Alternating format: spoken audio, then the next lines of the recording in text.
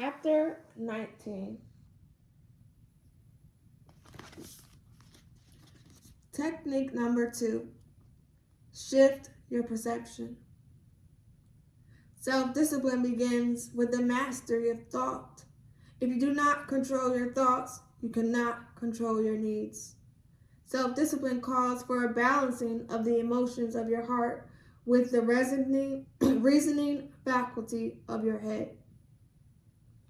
Napoleon Hill. Self-control is a strength right through its mastery. Calmness is power. James Allen. If technique number 1 is shifting your focus on and how you think about temptation, technique number 2 is shifting how you feel about it. It makes use of the principle that has been employed by Stoics and monks for centuries and is known as cognitive reappraisal in modern psychology. Cognitive reappraisal is most often used to reduce stress and anxiety, but it can also be used for helping you to be more disciplined with your goals. In simple terms, it's your ability to change how you feel about a certain thing or activity by deliberately choosing to see it differently and assign it a different meaning. The reasoning behind this technique is very simple. When you consider something attractive, you'll desire it. When you consider it repulsive, you'll want nothing to do with it. What makes things attractive or repulsive is subjective.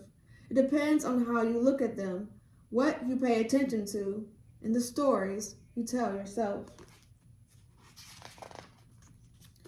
From meditation, we learn that our thoughts are not reality, but they create our reality, or color it at the very least. That means that we have the capacity to shift the way we feel about things by shifting the way we perceive them. We can turn pleasure into pain or pain into pleasure by choosing where we put our attention. Where you focus your thoughts and attention determines how you feel about a given temptation, experience, or task. The cognitive reappraisal techniques are as effective as your ability to visualize and your ability to turn thoughts into reality by focusing on them.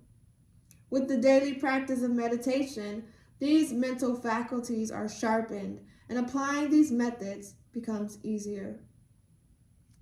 Negative reappraisal.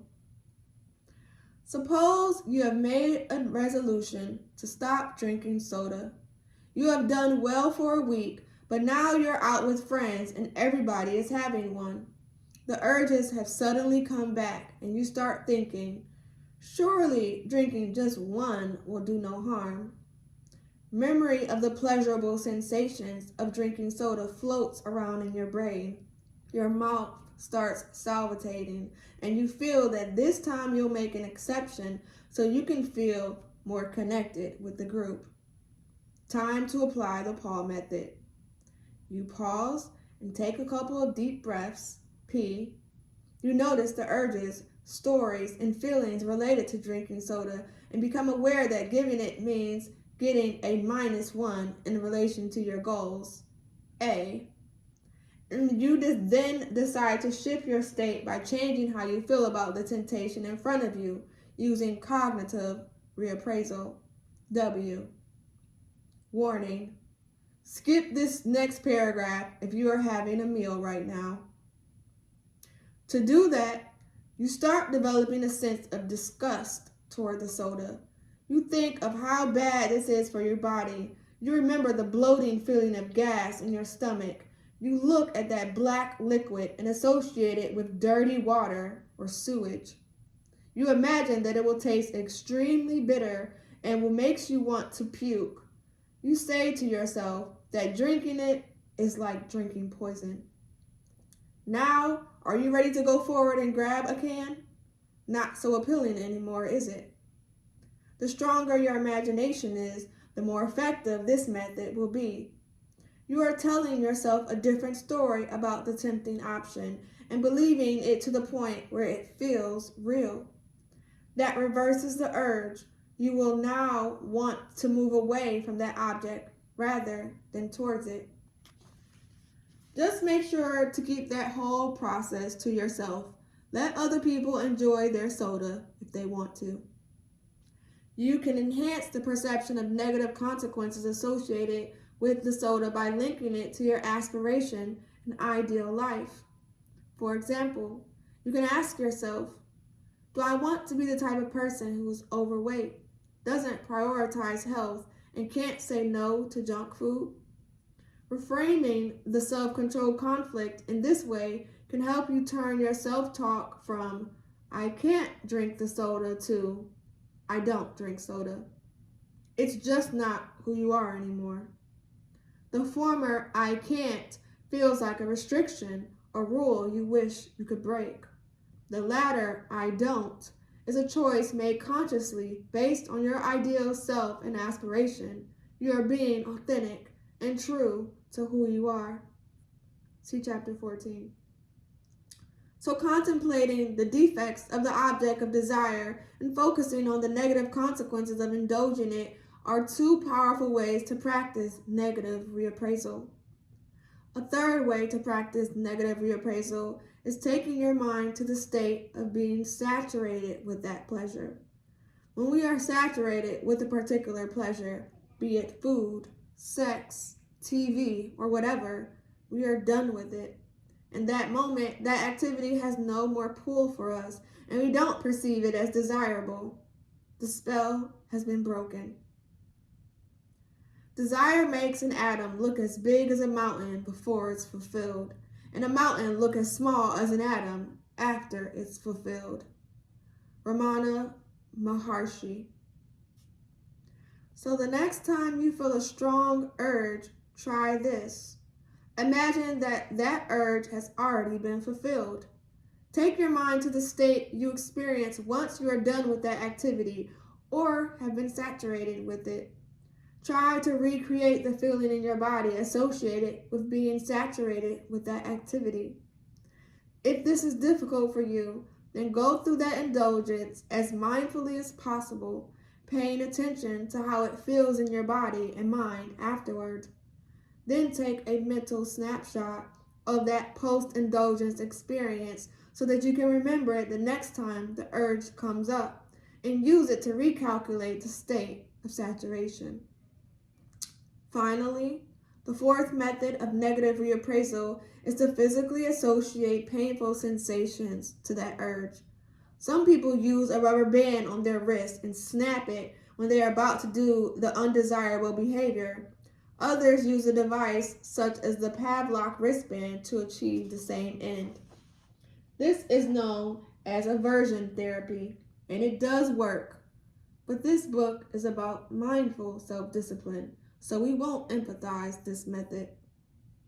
Negative reappraisal can be used to break habits and prevent you from acting on your impulses. In some wisdom traditions, such as Buddhism and yoga, this is described as contemplating the defects of the object of the senses. It is known to be one of the most effective ways to overcome strong desires. Science backs it up. Studies show a 50% decrease in cravings for unhealthy food items after the negative reappraisal. Another study showed a 37% decrease in cravings for smoking when the participants did a mindfulness exercise while smoking.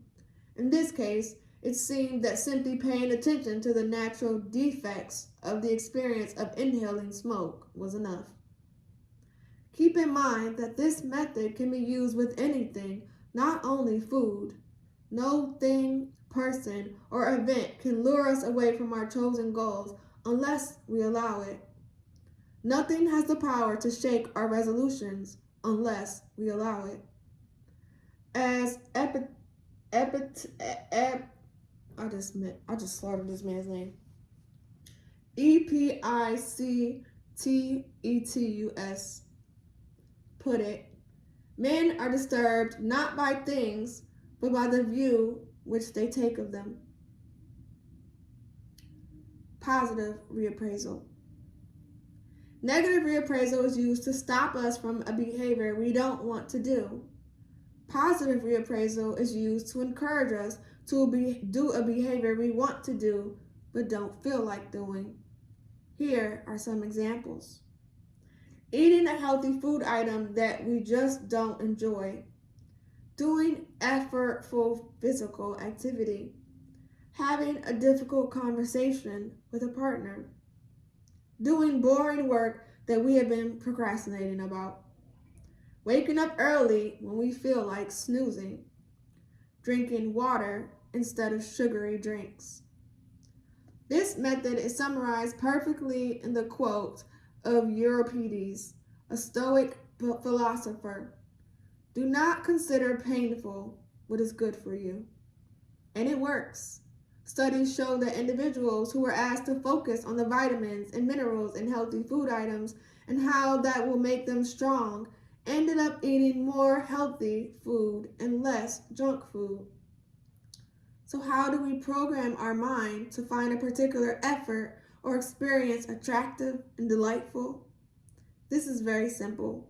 We do the polar opposite of the negative reappraisal methods. In other words, we can contemplate the qualities, focus on the positive consequences, create a state of desire, and associate pleasant sensations. Are you feeling too lazy to go for a run? Think about how you will feel energized, light, and alive in your body after a few minutes of running, and how good it will feel later on in the day as a result. Method A. Are you procrastinating to do some boring work tasks? Focus on the positive consequences of getting that work done. Feel the sense of accomplishment and relief of ticking off those tasks. Think about how it will increase the likelihood of you being promoted. Method B. Do you find yourself resisting drinking water because it's tasteless and instead going for soda? Imagine that you are feeling very thirsty and that only water can quench your thirst. Think about how a cool and fresh cup of water will taste and imagine it being a refreshing experience. Method C. Do you find it hard to stop snoozing and wake up on time? Associate waking up on time with a comforting cup of great coffee.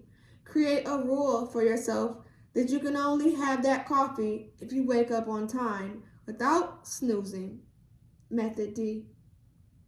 When you have the option to use both negative and positive reappraisal, which should you go for? While there is research indicating that positive reappraisal may be more effective, at the end of the day, you have to use what works best for you. You are the judge. Reducing friction. On the path to fulfilling your goals, you will likely have to do a lot of things that you don't naturally enjoy. You may desire the end result of looking fit or have a brilliant book published, but dislike the experience of daily exercise or the pain of writing. Sure, you can use willpower to get it done regardless. You can boost the aspiration pillar so much that it crushes your dislike to pieces, or implement the action pillar so well that you do what you need to do regardless of how you feel. You can keep yourself accountable to people, associate external negative consequences with not keeping your good habits, and external rewards with keeping it. You then become really good at doing something that you hate. All of this works, but if the process is not awareness driven, there is still a lot of friction. It's like you become so strong you can run while still attached to an iron ball and chain. This is not the way of mindful self-discipline. Get rid of the chain first, remove friction first, and then you'll achieve the same results with less willpower expenditure. How to do that? By using the tools of the awareness pillar. Awareness reduces friction by helping you transform the behavior you hate to do, but have to do, into something that, at the very least, you can accept. It does that by making the activity you resist more desirable more desirable by aligning it with your highest values, shift your focus, or by allowing you to change how you feel about that activity, shift your perception. Awareness also teaches you to let go of aversion and resistance toward certain activities so you suffer them less, a concept we will explore in the next chapter. When pursuing your goals, it is very likely that the path will be long and the results short-lived. The results are just the carrots that lure you forward in life. The real goal is the path itself. The real goal is the growth that happens on the journey. You become more virtuous, conscious, and an empowered individual. If that is the case, why not learn how to enjoy the path itself? If you can do that, keeping your discipline will depend less on forcefulness and more on mental mastery. This is one of the ways in which mindful self-discipline is different. Enjoying the path comes naturally if you use positive reappraisal, shift your perception, and also if you keep yourself aligned with your values and aspiration at all times, shift your focus. This is the ideal way to move forward. This is how to get the most bang for your willpower back. When that is not possible, making the right choice can feel like a sacrifice. In order to stomach that experience, you'll need to learn how to embrace the pain. That is the topic of the next chapter. And here's a little chart.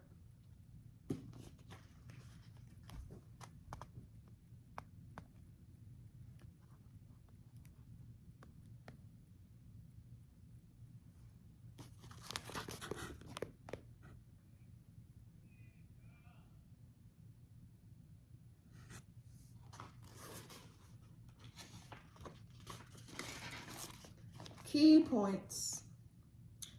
Change the way you feel about things through your self-talk and through how you focus your attention. This is a technique used by monks and Stoics and called cognitive reappraisal in psychology. Negative reappraisal. Develop feelings of disgust toward the object of temptation by contemplating its defects, focusing on the negative consequences of indulgence, creating a state of saturation, or associating painful physical sensations with it. Positive reappraisal. Create feelings of attraction toward the activity that you need to do by contemplating its qualities, focusing on the positive consequences, creating a state of desire, or associating pleasant physical sensations with it. The better your ability to visualize, imagine, and believe your thoughts into reality, the more effective this technique will be. These abilities can be developed through meditation. Learn how to enjoy the path and the efforts required to achieve your goals so you can move forward with less friction. This is the approach of mindful self-discipline. Chapter 20.